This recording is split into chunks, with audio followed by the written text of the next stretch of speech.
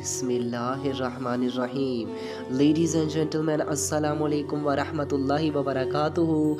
नाज़रीन कराम, जैसा कि हम जानते हैं कि आज वेस्टर्न वर्ल्ड की जानिब से एक ऑब्जेक्शन रेज़ किया जाता है कि जो इस्लाम है वो बहुत बैकवर्ड रिलीजन है। इस्लाम बहुत फरसुदा निज़ाम रखता है।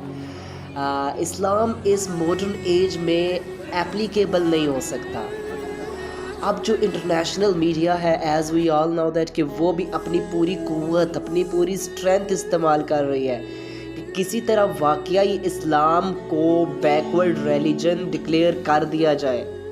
और जो हमारी यूथ है स्पेशली, या इवन कि हमारी आल पब्लिक, आल उम्मा ही देख लें, या स्पेशली यूथ की भी आप स्टडी करें, तो वो बहुत जल्दी इन चीज़ों से अट्रैक्ट हो जाते हैं और वो वाकई समझते हैं कि इस्लाम जदीद दौर का साथ नहीं देता, इस्लाम मॉडर्न एजेस का साथ नहीं देता।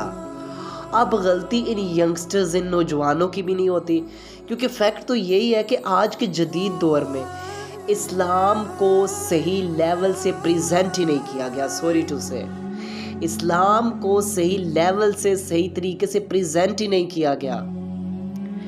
As we all know that कि जस्ट बियर्ड रख लेना, हाथ में तस्बीह पकड़ लेना, कैप वेयर कर लेने से, या आप अपने टखने नंगे कर लेने से आप ज़रूरी नहीं है कि बहुत अच्छे मोमिन बन गए हैं। ये मुकम्मल इस्लाम नहीं है। इस्लाम तो एक कंप्लीट फ्रेमवर्क का नाम है। इस्लाम तो एक कंप्लीट कोर ऑफ लाइफ का नाम है। इस्लाम तो मुकम्मल निज़ाम ज़िंदगी है। आपकी ज़िंदगी का चाहे जो डिपार्टमेंट भी हो, इस्लाम तो उसमें आपको प्रॉपर गाइडलाइन देता है, प्रॉपर आपकी रहनुमाई करता है।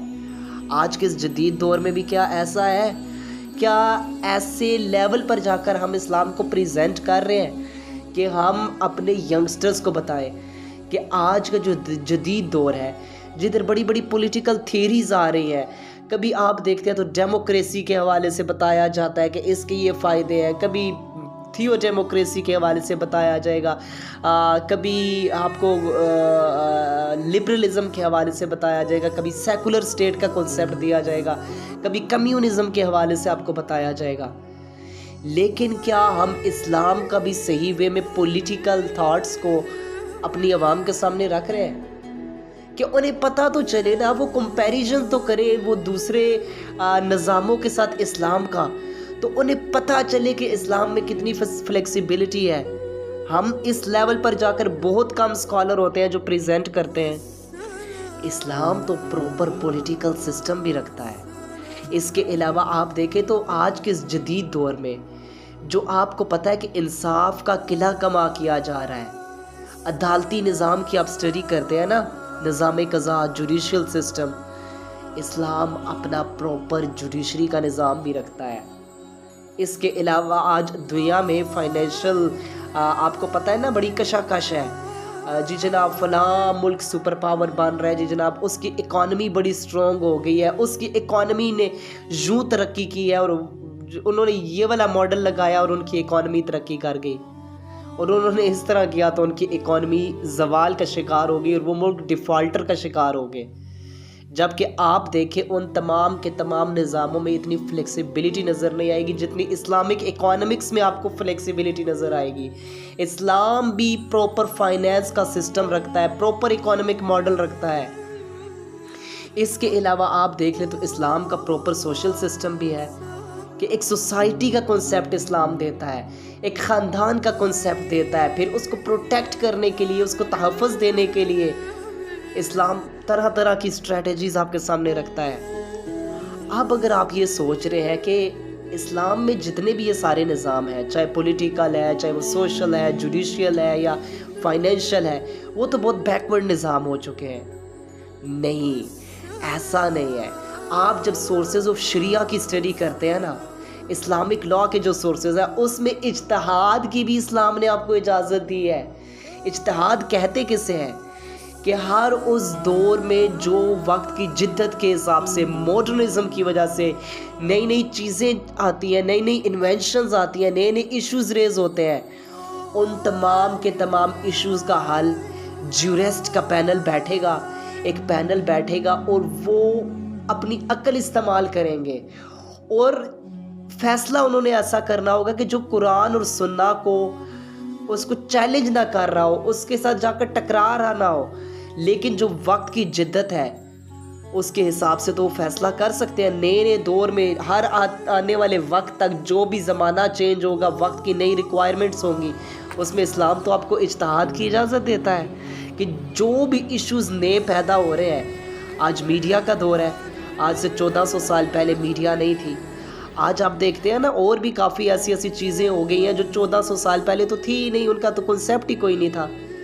लेकिन इस्लाम आपको समटाइम्स बेसिस प्रोवाइड कर देता है, लेकिन जो वक्त की जिद्दत के हिसाब से फिर इस्लाम ने उलुल अमर को, ज्यूरिस्ट जो है, जो फुक़हाए कराम है, उनकी ये ज़िम्मेदारी लगाई है कि वो इन जदीद मसाइल का हल निकाल के अवाम के सामने रखें, ताकि इस्लाम हर आने वाले वक्त का सामना कर सके, उसमें उसे एप्लीकेबल किया जा सके, उसमें इतनी फ्लेक्सिबिलिटी रखी गई है।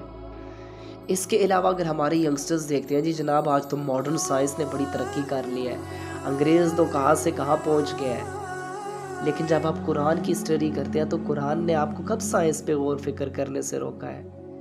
कुरान तो आपको उभार रहा है कि अल्लाह की बनाई हुई कायनात पर तफक्कर तदब्बर करो, उस पर गौर व फिक्र करो, उस पर रिसर्च करो, नए नए नॉलेजेस को एक्सप्लोर करो। लेकिन हमारे माइंड्स वहीं स्टक हुए हैं, हमने तो इल्म में आगे जाना ही नहीं है ना।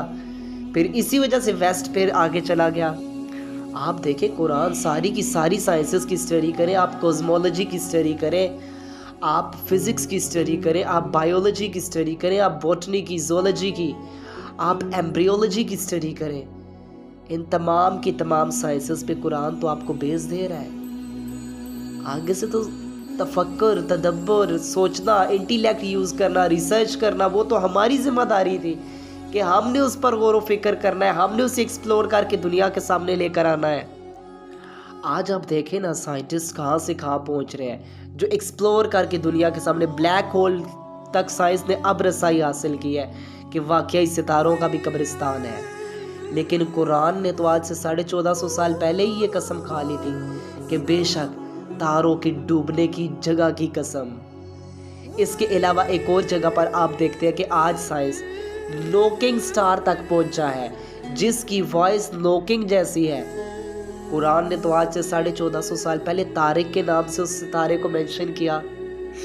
फिर आज की जदीद साइंस में आप देखते हैं कि किस तरह से गायनेकोलॉजी में प्रेगनेंसी के ट्राइमेस्टर्स को बयान किया गया है। लेकिन आप 1450 साल पहले की स्टडी करें तो प्रॉफिट मोहम्मद अलैहिस्सलाम, जब कोई टेक्नोलॉजी का दौर ही नहीं था, जब कोई मशीनरी का दौर ही नहीं था, आपने उस वक्त जो प्रेगनेंसी के ट्राइमेस्टर्स को बयान किया था, आज खूबहू मेडिकल साइंस भी उसी तक पहुंची और एज इट इज़ वही ट्राइमेस्टर्स बयान किए, वही दुनिया के सामने रखे।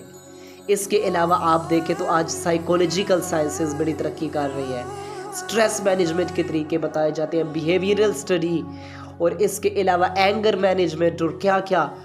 आप देखिए ये सारी की सारी चीज़ें इस्लाम ने तो 1450 साल पहले आपको बताई हैं। हाँ, इस पे मज़ीद इस नॉलेज को एक्सपेंड करना था, इसे फैलाना था, इसे वास्ट करना था इस फील्ड को, वो काम तो हमारा था, लेकिन जो हमने किया नहीं। तो कुरान कभी आपको मॉडर्निज्म से नहीं रोकता कि आप वक्त के साथ साथ अप टू डेट ना हो।